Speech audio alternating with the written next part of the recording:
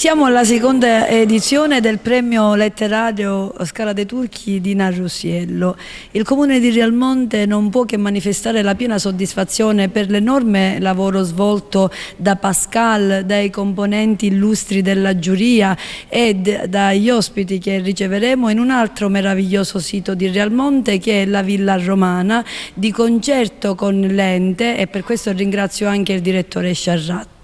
Che dire, e diciamo sempre che siamo nella direzione della bellezza. Bellezza significa tante cose, nel caso di specie significa cultura, significa storia, significa tradizioni, significa territorio che non ospita solo monumenti naturalistici meravigliosi, già quello di per sé fa la differenza, oltre a siti archeologici come la Villa Romana, che sono esemplari quasi unici, promontori meravigliosi, Torre di Monterosso, il promontorio del Faro e tante altre storie, tradizioni e cultura. Come sindaco di questo territorio che crede fermamente nel futuro e in un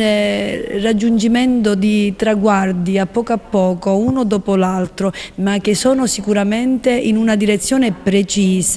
che già è in essere e che non può essere fermata. E sicuramente le interlocuzioni, i lavori, ciascuno per la propria competenza, dell'esecutivo, della giunta, del sindaco, del consiglio e di tutto lo staff, l'equipe, politici, tecnici e quant'altro, faranno la differenza e ospiteranno come si deve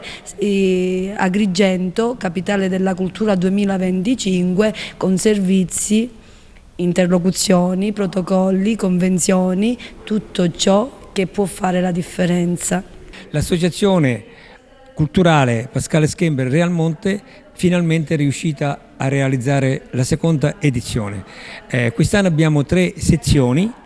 la sezione per gli scrittori emergenti, per gli scrittori affermati e per i premi letterari alla carriera, e in più alla fine ci saranno premi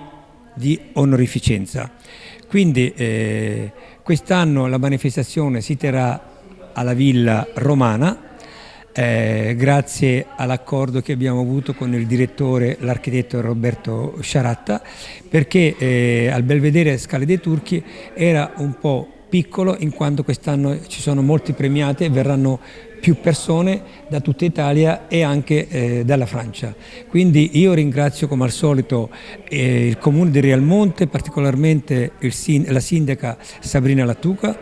il Presidente del Consiglio Felice Vaccaro e tutte le persone che collaborano a questa manifestazione, soprattutto la Commissione, che hanno letto tanti libri che noi ne abbiamo selezionati abbastanza. Quest'anno i premi saranno molto di più dell'anno scorso.